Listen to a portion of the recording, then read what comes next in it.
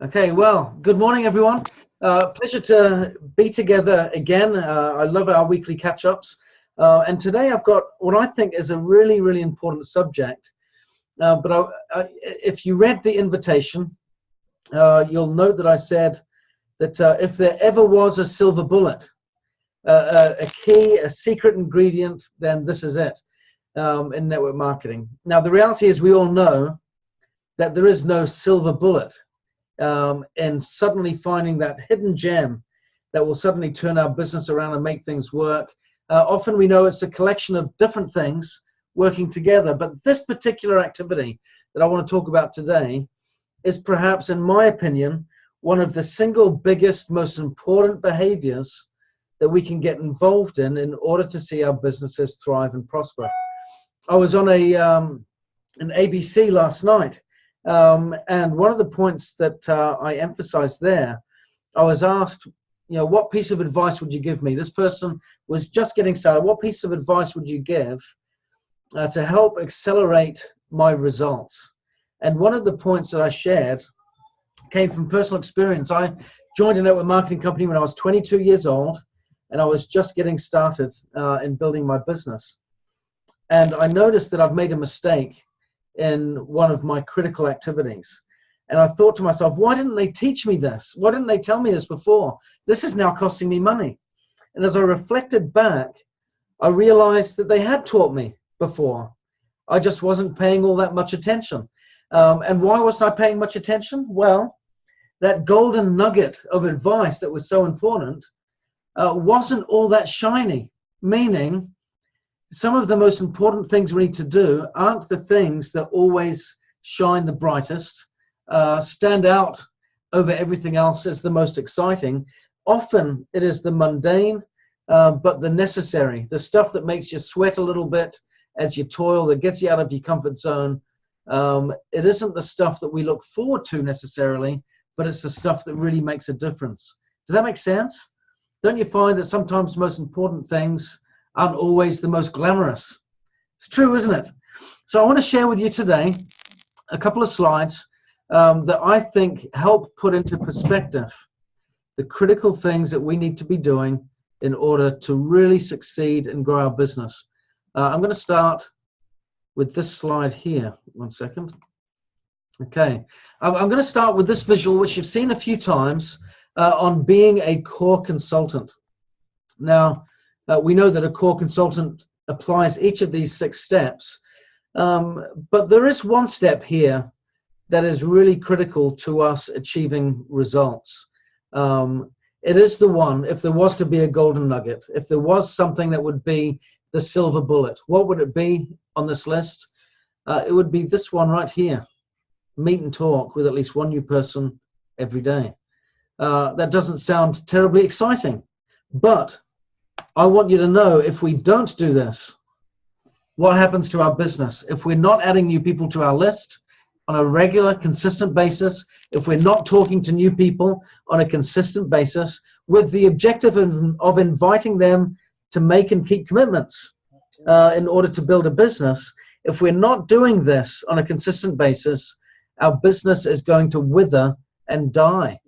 It doesn't remain static. Anything that is living is either moving forwards or moving backwards. It isn't too often that it's in a constant state of neutrality where it's neither going forwards or backwards. The same as with our business. So I firmly believe that all other activities in our business flow from these 2 behaviors of adding new people to our contact list and setting up appointments to give presentations to people.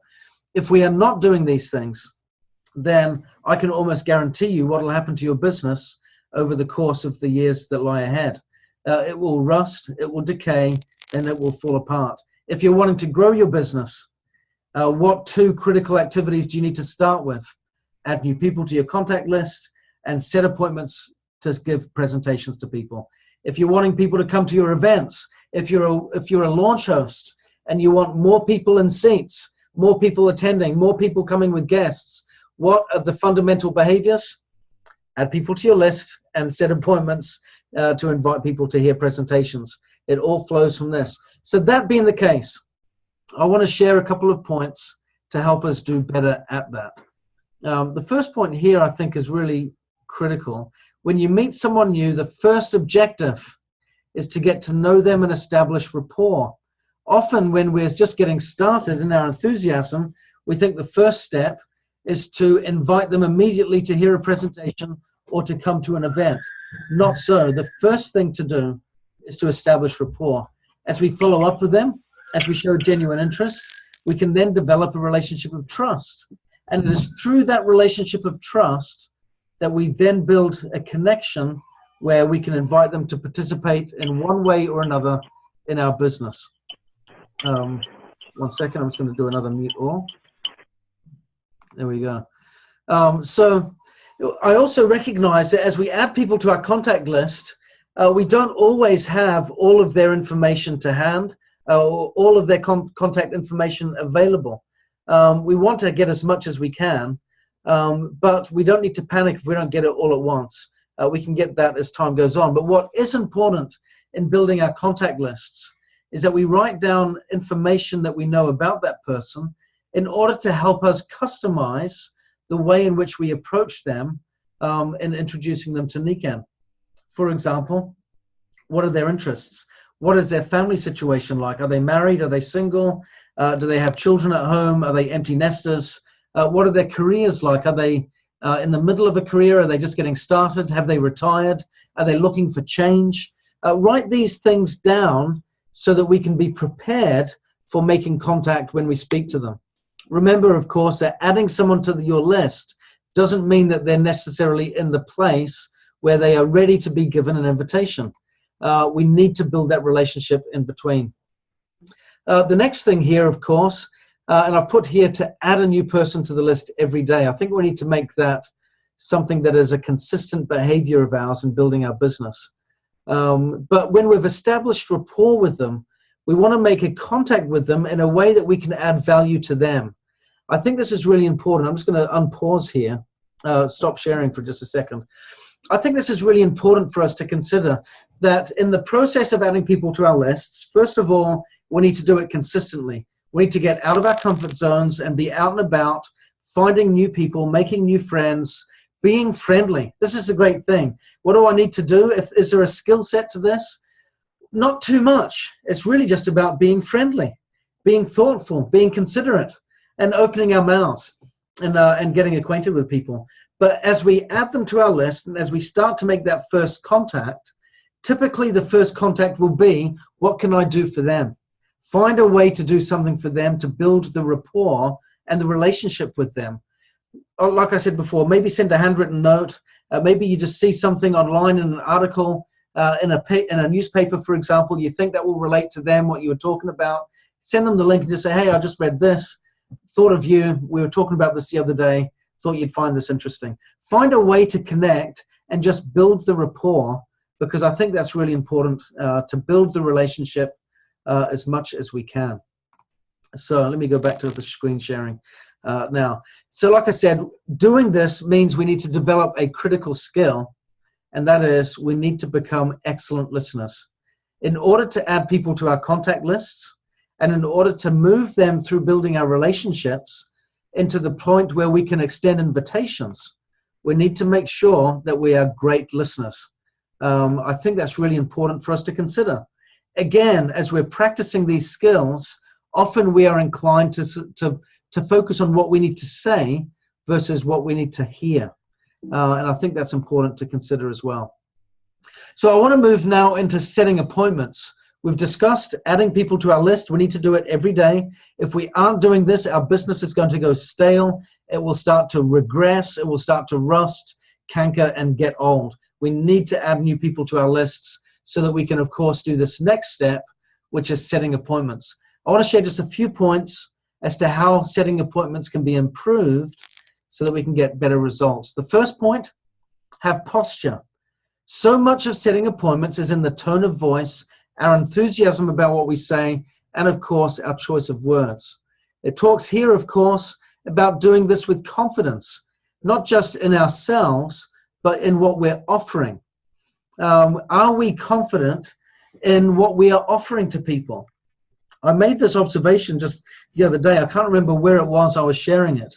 But I've noticed when I get into Nikken meetings that there is a common trend. I think I mentioned this, it was on the Monday Rev call with Dave Johnson. There is a trend that if someone was to turn up at a Nikken event and they walked into a room, I want you to imagine what would happen if someone walked into a Nikken meeting and they sat down with a can of Coke. They crack that can of Coke open and they start to glug that drink back. What do you think would happen to that person? Would everyone sit there quiet? Or would there be someone in the room that would turn around and say, wait a second, what are you doing drinking that?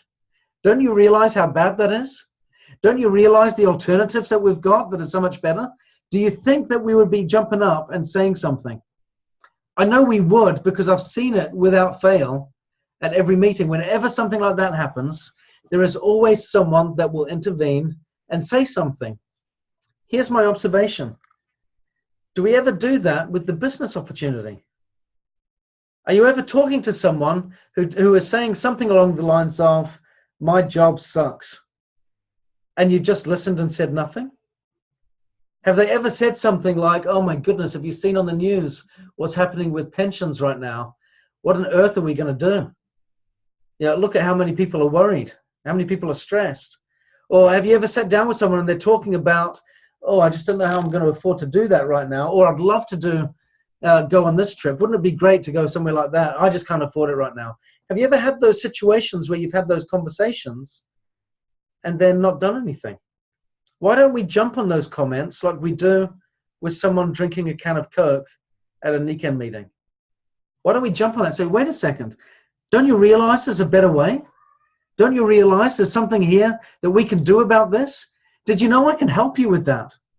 Did you know I could show you how to make an extra $500 or $1,000 every month by just doing a few critical things? I can help you do that. You don't even need to quit your job. But did you know that there is a better way? It's important for us to recognize that in setting appointments with people, what is fundamental is not just the words that we use, but the confidence that we have in expressing them and the posture that we have in the way that we deliver our message. Let's raise our level of posture and confidence to match the posture that we have when we're talking about the products. The reality is our business opportunity, our compensation plan is also a product that we offer people. Yeah, it's a product that we give people that also has a benefit, that has a purpose in it that will give them a result. Our compensation plan is a product, and let's give as much conviction to that as we can. So I'm going to go back to this slide here again. Okay, so have posture. The next point is, of course, to be prepared. Before we make the approach, review the contact list information that we were talking about. Again, what have we written down in our list that explains a little bit about this person so that we can personalize our message? Again, this is really important in order to build our business and setting appointments. We need to be prepared so that we can customize and personalize our message. I've been asked lots of times, what message do I use when I'm prospecting? Do I have scripts? I don't use scripts. I know some people prefer to use them, and it helps them in having everything in their mind. I'm not one to use scripts, but that's a personal thing for me. But what I do all the time is I always strive to personalize my invitation to marry their needs. Again, what we are doing is we are introducing to them opportunities that are for their benefit, not for ours. Keep that in mind. We're not introducing something for them that is designed to meet our needs. It's designed to meet their needs. And it's the same with the product. Some people have said, well, what product do I sell to them, to a new customer? Whatever product they need. Find out what their needs are and then offer them something that fits it. The same with the business. What is it they're looking for in this business that our business can offer them? Find out what those needs are. How do we do that? Real simple. We ask. We ask questions. We ask and we listen, and then we restate, and then we listen, and then we ask some more.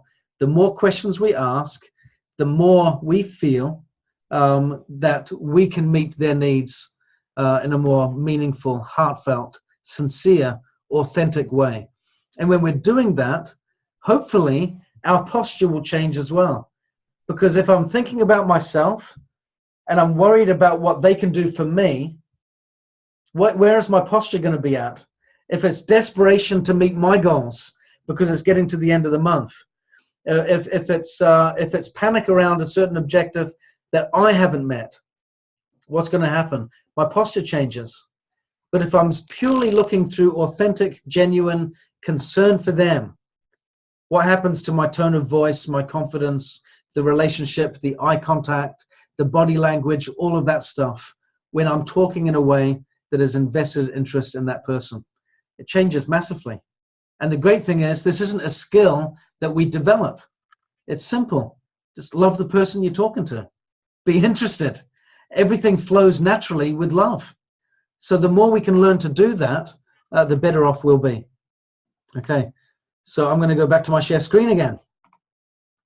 Let me get the right one. Okay, so be prepared. Make it personal. The next thing, of course, is to keep it simple.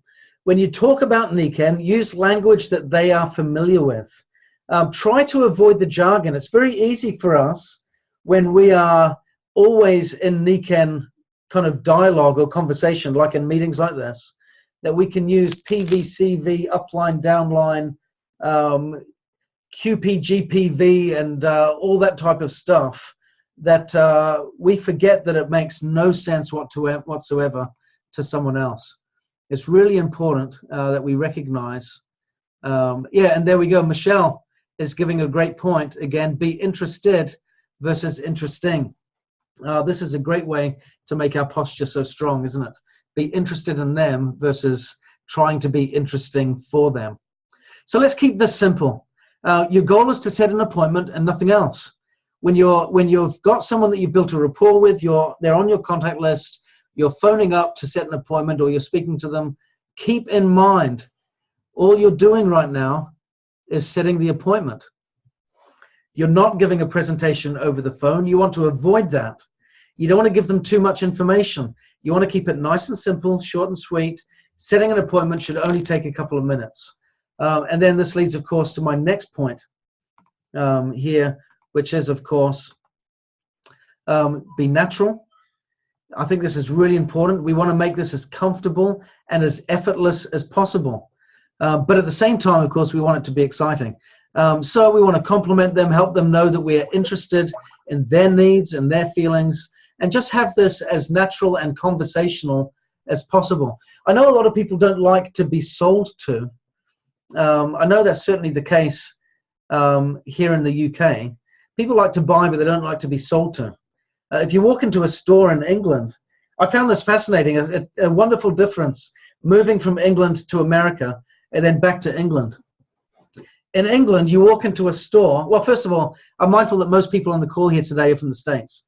So I'll start with the American version. What happens when you walk into a store in the States when you go shopping? There's a shop assistant there. What do? They immediately come up to you. How are you doing today, sir? How are you doing today, ma'am? Anything I can do to help you?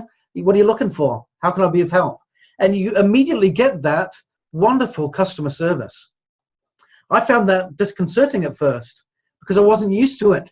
In England, this is what happens. You walk in, somewhere at the back of the shop, maybe near the till, there'll be someone standing there looking fairly redundant. If you catch eye contact, they'll just do this. You get a nod. Maybe you'll get a smile, but that means if you need me, you know where I am. That's it. That's what you get in England. Very, very different. My sister-in-law, when she moved to the States, went into a shop. She was so used to just getting the nod that when she got someone coming up asking her, how can I help you? She's like, do they think I'm dodgy? Do they think I'm going to steal something? Why are they doing this? Normally they do that in England. If they come up and ask you how you're doing, that's because maybe they don't trust you and they're just letting you know I'm keeping an eye on you. A very different standard of customer service. But the point is that if we keep this natural, keep it conversational, keep it informal, what it means is they will not feel like they're being sold to, and you will not feel like you're selling. And I think that's important for two reasons. One, A lot of people come into this business and go, I'm not comfortable with selling. Well, if you're focused on people's interests and needs, they don't need to feel like they're selling. I haven't felt like I've been selling anything since I've been in the field. I've sold lots of product, I've recruited plenty of people, but I haven't ever felt like I'm selling something. I've just had conversations. And as I've been speaking to people and finding out their interests and their needs, when the time has been right, I've extended invitations. But again, those invitations have been natural, conversational, organic, and very free-flowing. And I think if we can just have that genuine interest in others, keep it natural and comfortable, we can have a huge difference in the way that we have people respond to our invitations to get involved. This is one of my last points here, and then we'll conclude. I think it's really important when we are extending invitations, first of all, that we set a date. I think that's paramount, and it shouldn't be in the distant future. It should be sooner rather than later. But we want to give them options.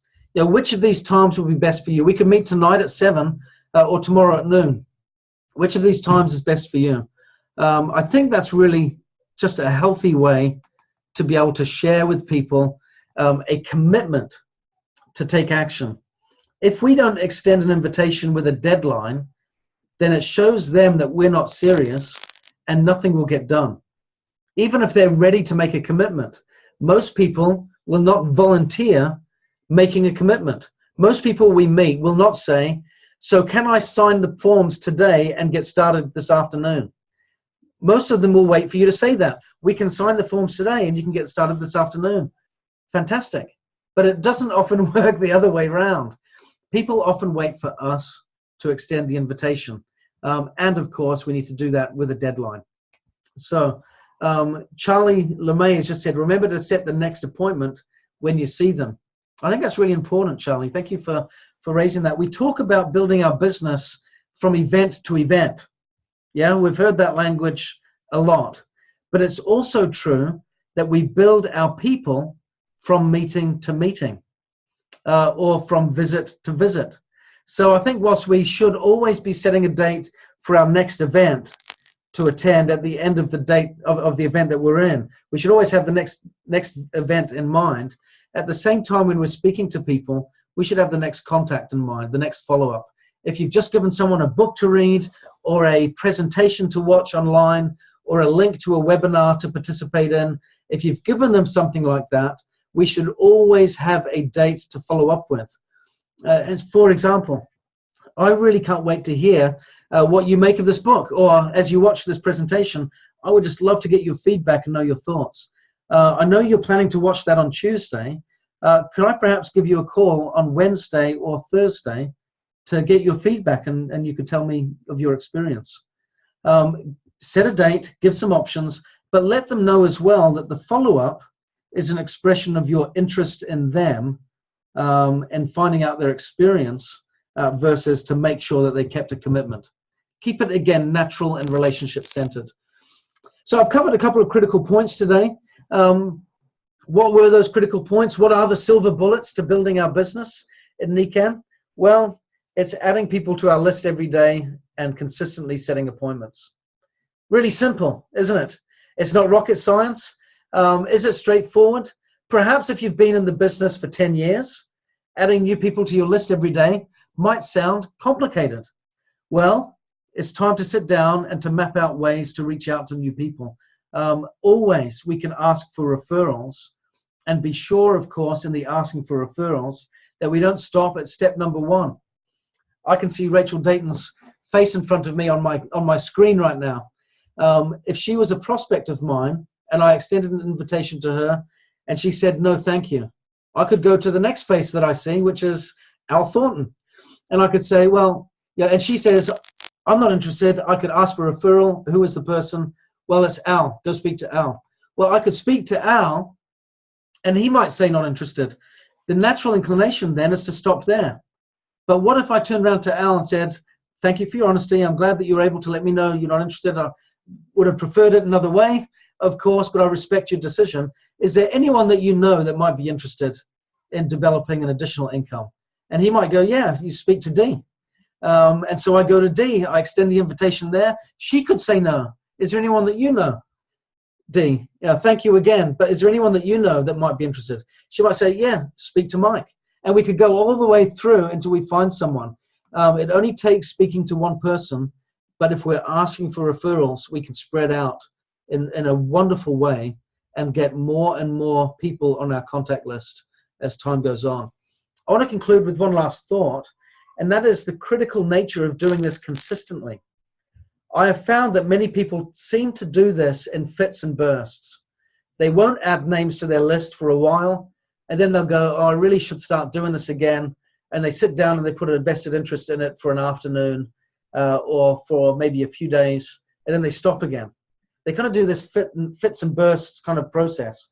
What I find is helpful is to do a little bit consistently every day. There is something that changes there within us when we're doing it consistently on a daily basis. We start to think about it more consistently. We start to think about our business more. We start to see the opportunities around us, which makes it more natural and organic. When we're sitting down to write up lists, it becomes a process that is sales driven, which a lot of people don't find comfortable. If you want it to be comfortable, then look around you each day for the opportunities that are within your circle of influence every day.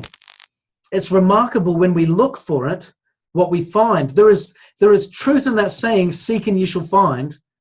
Literally, seek and ye shall find. If you go out and look and say, today, I want to go out there and find one new person. Most of you, it's about 9:30 in the morning. Some of you, it's about 12:30 in the afternoon.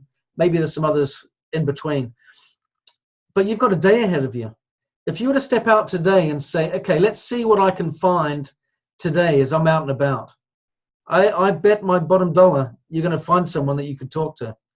Unless you're lying in bed, invalid and sick, and unable to do anything. Yeah. But outside of that extreme scenario, I believe that we could actually get out there and meet new people on a daily basis very comfortably. And again, if we're asking for referrals, that can expand pretty dramatically very quickly.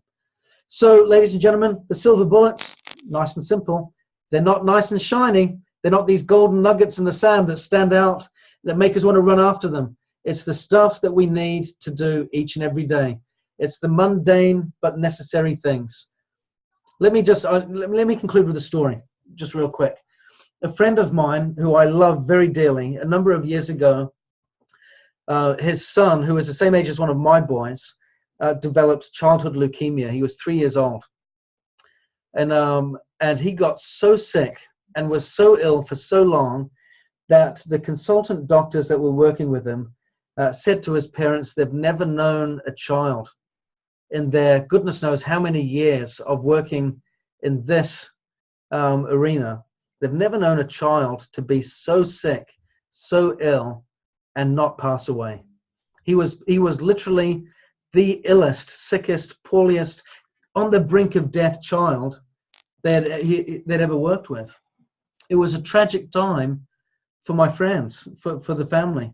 But one day someone asked, they said, gosh, they said, Michael, this must have been a real exercise of your faith, or a real test of your faith.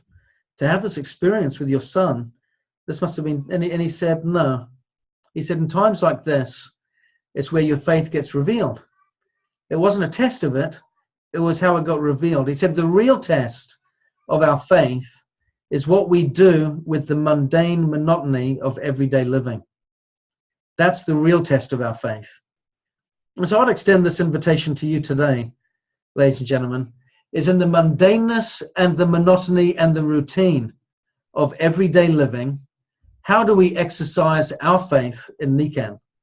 Are we looking for ways each and every day to do something to move our business forward?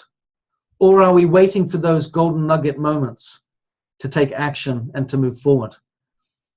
I want you to know that it's the monotony of everyday stuff that in reality sees us thrive and succeed if we learn to seize the moment and do good with it.